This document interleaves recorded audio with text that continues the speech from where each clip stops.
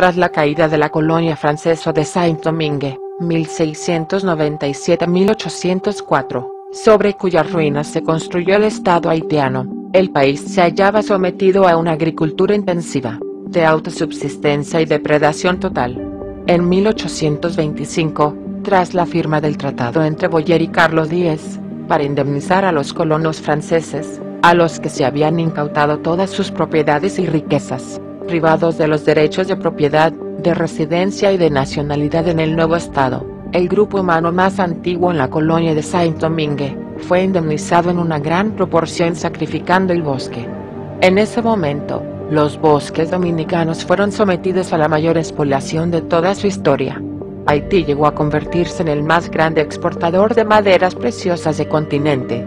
Nuestros bosques pagaron un precio altísimo, tal como aparece descrito con lujos de detalles, en los informes de las exportaciones reseñados por el historiador Beaudronnard Win, que atestigua de la calamitosa destrucción emprendida durante la dominación haitiana, 1822-1844, en 1923. Un siglo después de la invasión a la porción oriental de Santo Domingo, Haití tenía el 60% de capa boscosa. En 1966, la cobertura forestal se hallaba en 12%.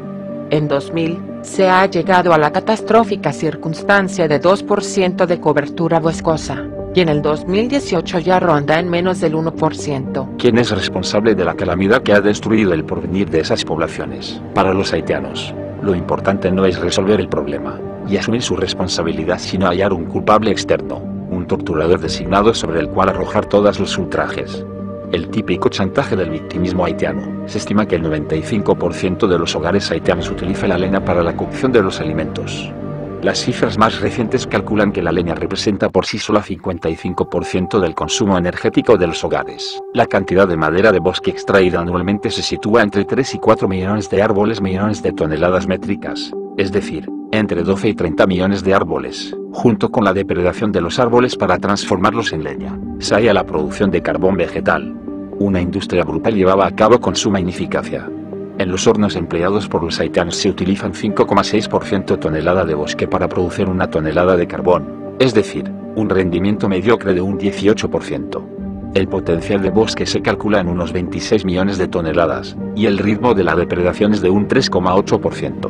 Según la CEPAL, en 1966, la depredación que habían producido las dos naciones que se reparten la isla de Santo Domingo, Haití y la República Dominicana, había alcanzado el 11 y el 13% respectivamente.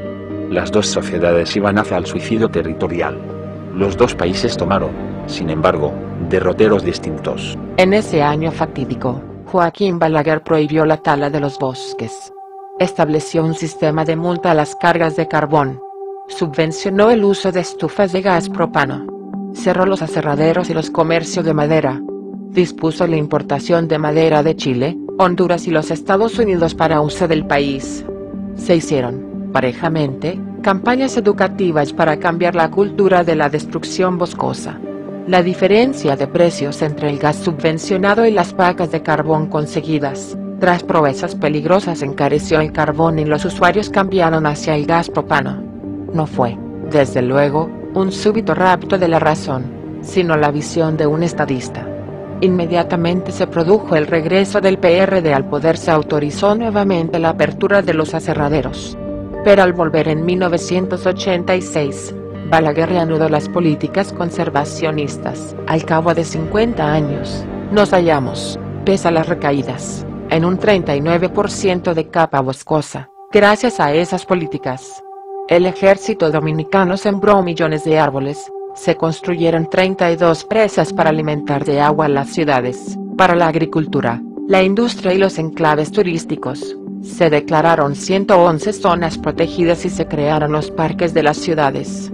Se creó el Parque Botánico, el Parque Zoológico, el Acuario, el Museo de Historia Natural. La última acción política de Balaguer, a la edad de 94 años, consistió en pactar con el presidente electo Mejía para bloquear el plan del presidente Leonel Fernández de reducir y debilitar la red de reservas naturales.